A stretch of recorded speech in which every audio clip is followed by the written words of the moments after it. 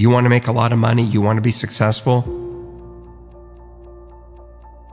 How do I get from where I am to where I need to be? I didn't want to be rich. I just didn't want to be poor.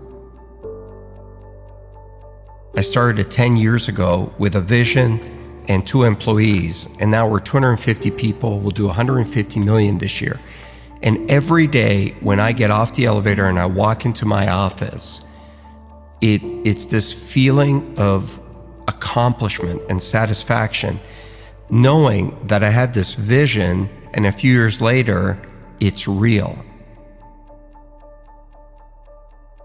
You know, when I was younger, my parents didn't speak any English. And like many immigrants, since I was a little kid, I was 8 years old when we came to North America. And so I had to read the contracts.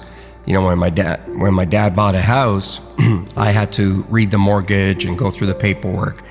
And when I was around 18 or 17, I looked at being, at that point, we were, lower middle class. And I said, how do I get from where I am to where I need to be? And so I started calculating how much money I would have to make in order just to buy a house. And then I added the taxes into it and all the other stuff. And I realized how difficult it was going to be to accumulate capital. Because that's the hardest thing to do, is to accumulate capital. It's one thing to get paid a lot of money, but if you look at the tax system in North America, it's really hard to amass capital. And I just decided that I didn't want to be where I was. I didn't want to be middle class or lower middle class or mediocre. I just wanted to be great at something. Because I figured out that the people that I saw that were doing great things were fundamentally great at one thing. The analogy I always use is Peyton Manning gets paid $10 million a year. He doesn't get paid $10 million a year to tackle, to kick the ball, to play defense. He gets paid $10 million a year to do one task and do it really, really well. Nobody buys from you.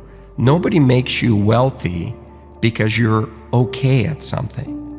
The world does not reward mediocrity, nor does it reward average. It only rewards exceptional. So you got to find that one thing that you're good at, and you got to become great at it. Because if you focus what you're not good at and try to become good at it, you're going to run into somebody who is going to clean your clock at it. When you think about success and you think about business and you think about being an entrepreneur, everybody wants to talk about the good times. And I always say to people, it's easy to be an entrepreneur when the sun is shining. It's easy to run your own business when there's good cash flow and people love you and there aren't many problems. But have that same desire to do it when your biggest customer just left, or do it when you don't have enough cash to make payroll, or do it when you've got real problems at home and nobody cares. Being a great entrepreneur is the ability to stay focused and highly motivated when there's failure around you. It's not your ability to handle success that'll decide how successful you'll be. It's your ability to absorb failure. Not take failure, not get hit, but absorb it. Absorb it with every fiber of your body. When there are those days where you feel like, I just cannot go on. Get up on those days, get in front of your team, and get them going in the same direction, and be highly motivated on those days. Because if you can do it on those days, you can do it any day. Being a successful entrepreneur is really lonely.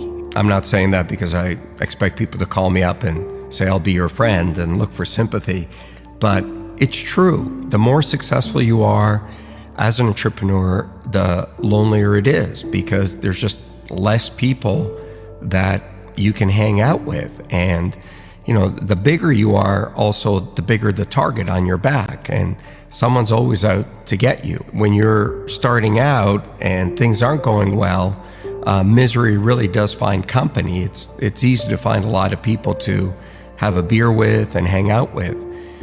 But that level of focus to keep going is really difficult. And so one of the things I try to do is I look for people that have been where I want to go. And I love to learn. I've looked for many people along the way. From Warren Avis, the guy who started Avis Rent-A-Car, I used to work for him indirectly. He owned a holding company that I worked for, and he was a great guy. To people you've never heard of, to even some of the other sharks. I've learned a lot from Mark Cuban. I've learned a lot from Damon John. I've learned from a lot of people. The biggest lessons and my biggest mentor was always my dad, because that level of courage I had never seen in another human being. And when I was younger, I didn't really understand it. Once I got older, I understood the sacrifices that he had to make for me to be given the opportunity to be successful. I mean, he was 37 years old, left a communist country, crossed the border, hopped on a boat, and brought his wife and me, my mom and I, with one suitcase to a foreign country where he didn't speak the language, didn't know a single soul, and we had something like $20 in our pockets. That's courage. And as I got older, what I really learned out of that is never complain, because number one, nobody cares, and two, all you deserve in life is an opportunity. Man, when something gives you an opportunity, you got to take it, you don't complain, and you got to go for it. I'm a highly emotional guy. I'm a highly passionate guy. I love my business. I love everything about it. Where I'm not emotional is when it comes to winning or losing. You've got to be very careful about not taking your own bias or emotion into a negotiation or into a fight or into anything, because you've got to be very clear what the goal is. And in business, the goal typically is to make money. When I went to sell my first business to AT&T, I didn't want to sell it. And so it was the night before we were supposed to close the deal. And so I changed my mind and I called the CEO at the time and I said, "Oh, I can't sell this business." And he looked at me and he said, "Why not?" And I said, "Oh, it's my baby." And he said, "No, it's not. It's a business." I said, No, it's my baby." And he goes, "No, it's not. Your baby is what you have at home. That's your family. Your business is not your family. Your business is an asset that you started. And if you think we're paying you the right price, then you should sell it. If you think you can keep going and maximize the return, then don't sell it." And he was so non-emotional about it, it really hit home for me. I've seen more people make mistakes because they get angry or they get highly emotional in front of a customer or in front of a supplier. Leave your emotion at the doorstep. Business is about business. When you hit the real world, you're going to start competing with people who are really, really good at something.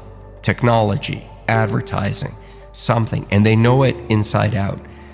You want to make a lot of money, you want to be successful, you got to take those people on with a skill that you're world class at. I hate the word failure. I hate that label.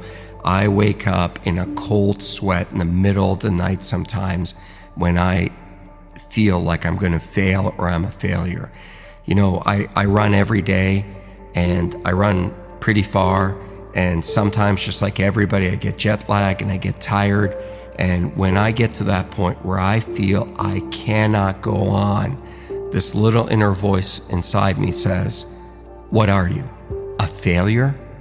And then I don't care if my feet are going to fall off and blood is going to start dripping out of my veins. I will not stop. I hate that word. I do not want to be defined by that word.